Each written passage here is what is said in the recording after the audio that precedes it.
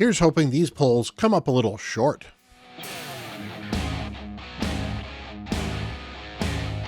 Hello everyone, Bront, CatHerder here. We're having some fun talking Raid Shadow Legends, and we are going to be pulling some sacred shards on my main, which may have you wondering, why am I on my free-to-pause account? Well, as you can see, I have 3 sacreds. The clan boss, Derek, as he's been affectionately called in a previous clan, gave me 3 sacreds today. I was blown over, and it's a sign that I need to pull them on this account. And honestly, again, this account is starved for really good epics, and could certainly use better legendaries, but really good epics would be great. So a 2x Sacred is a good time for an early account like this to be pulling. Traditionally, I do like to save them, and if I wasn't going for this fusion, normally I would actually save them on an account like this. But we're so early that a couple of epics could really make this account pop and, give me some good stuff in Faction Wars, maybe even progress me in a few dungeons, help me in the Cursed City, maybe even secure my clan boss team, who knows. So the impact of getting a couple good epics is so huge that on a 2x, particularly one that actually has a really, really good legendary rate up, we're going to be pulling on this account.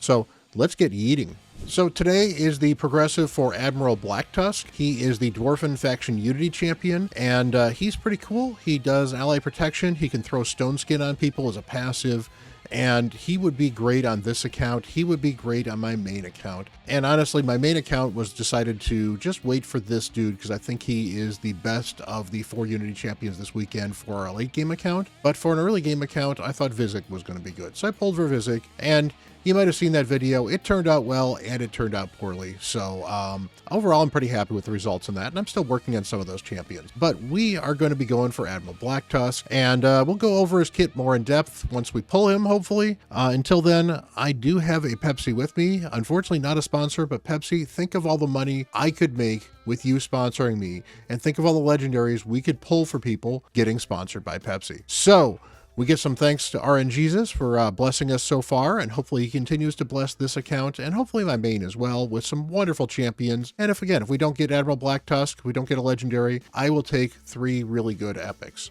So let's get pulling.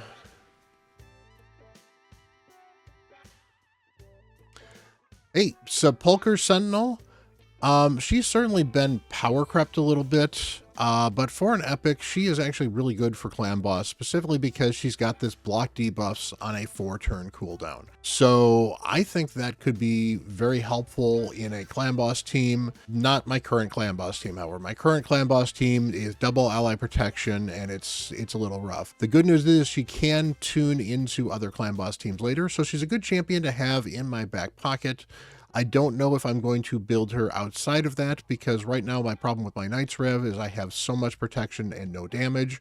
I don't need more protection. So, but very good. She also has decreased attack, very reliable here on this A1, because it's an A1. She does it quite often. She does need this on a 4-3 run to be able to get this up at the right time, but that is a very doable thing. And then finally, she's a chance of completely blocking income damage once per turn. So eventually you can kind of use this to stack up and take a little less damage. So it can occasionally help you shrug off a stun hit or something like that. So good champion overall.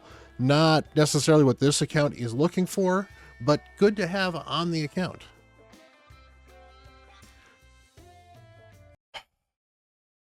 That is this account's 3rd Broodlord. That is not helpful. Broodlord has this skill is not bad. It's a 50% chance to stun, not even a 60% chance. It goes better with decreased speed, which he can do on his passive. So yeah, it's okay.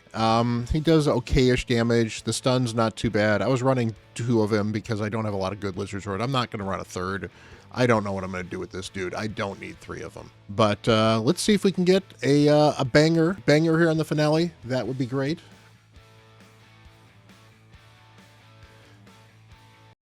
What is it with this account and duplicates? This is my 2nd Quargon the Crowned. Now, the good news is this is actually a faction guardian for me because he's my 2nd. So this helps my Lizardmen by giving me additional attack on all my different champions for the epics in Lizardmen. The problem is I currently do not have an epic Lizardman that needs attack in any way, shape, or form. So, yeah. You win some, you lose some. it did something for the account, I guess. We'll figure out what. Maybe one of those is even a chicken. We'll see. So let's go hop over to my main.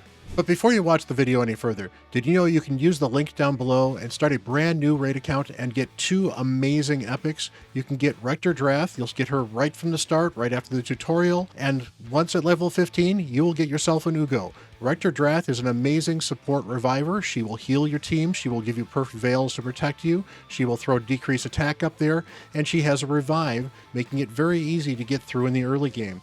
And then on top of that, Ugo, you get at level 15 again, is a wonderful support champion. She does decreased defense, she does block buffs, she does healing, she does cleansing. She is an absolute great champion. Very helpful early game, very helpful at end game. They are very good champions in Hydra. They are very good champions all over the game. I use them regularly on every account that I work on. They are great champions and you can get them for free. But not only that, but in the first 72 hours of your account, you can use code Monkey King to get Sun Wukong, or you can use Supreme 6 to get yourself a Supreme Gallic.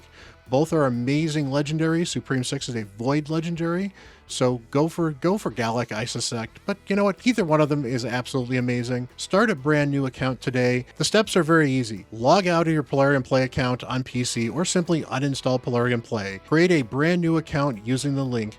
Download from there. Run the install. It'll start up Polarium Play, and boom, there's your new account. If you are on Android or iOS, if you've never played before, you can download using my link and get the same benefits as well. It is an absolutely amazing way to start a brand new account, be it a free-to-play, be it a high-spend account, whatever you want to do. It helps support me, it helps get you into the game, and it's a great way to have some fun. Now let's get back to the video. All right, so we are on my main account here. We have 6 Sacreds. I am not 100% sure where my Mercy is at this point because RSL Helper unfortunately is down.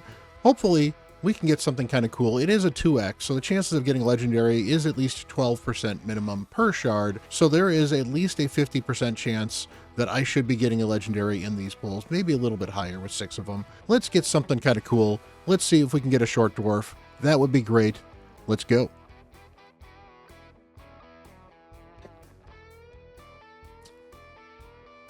Well, I got a dwarf. There we go. Grizzled Jarl, heal reduction, maybe could be usable for Amius if you're really desperate, but it's only a 35 bookable to 50% chance on a single hit. Cold Heart does this better.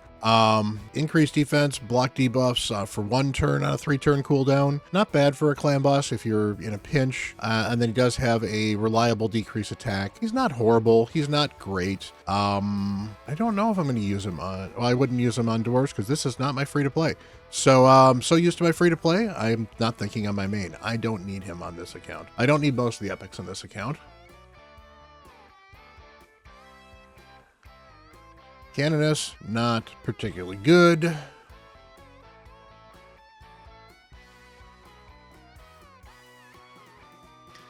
All right, Bovos, not great. Come on, I am dancing. I have Pepsi. Let's get some legendaries.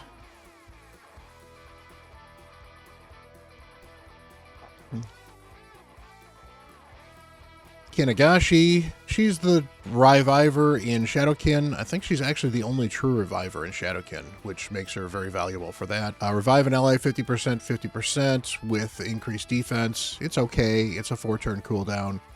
She's got a single target ally attack with a turn meter boost for all allies. Not the worst thing in the world, not obviously super good, but you know, early game, this might be the best ally attack you've got, and the turn meter boost is not too bad, so you can certainly use her in a pinch for Fire Knight if you're desperate. She's got double hit A1 as well with some turn meter. She could be usable in Fire Knight, honestly, for an early game account if you're really desperate. There are certainly better champions for Fire Knight, but, you know, hey, a little bit of turn meter manipulation and a revive to bail you out. Not the worst champion. Let's go get legendary. There we go. That's an Alice. I forgot she's in the queue. Well, she's a dupe, obviously, because I was playing, you know, about 2 months ago. But Alice is great. Alice, I think we all know what Alice does, but I'll go over it anyway. Double hitter here has a chance of getting an extra hit if anybody has anything on cooldown. A small lockout with decreasing the cooldown of all enemy skills by 2 turns. This hits really, really hard as well and decreases turn meter. And finally, a single target hit that ignores 20% of target's defense. And if they kill somebody, it targets somebody else with the lowest HP and hits them as well. This nukes, this smacks, this hits really, really hard for a single target. This actually possibly hits harder with that third hit than her ignoring defense hit can in some cases as well. Other than this, can hit multiple targets if you kill somebody. And then finally, she can put her, remove the cooldown on her A2 and her A3 if she kills somebody with this passive. And she does a little more damage when people have skills on cooldown. So overall, she's a good champion, very good. I don't use her a lot on my main account, but I do have her built, and I don't know if I'm going to empower her or she'll be a faction guardian. I will certainly have to look. I don't know where my Sacred Order folks are. Let's pull the last one, see if we can get something cool, get lucky, get a dwarf.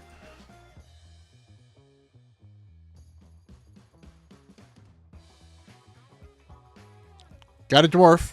Morag is great. Morag is great. I actually will probably, I think I'm actually building 2 of them. So I may have, if I got one fully empowered, I will be building a second one. She's that good.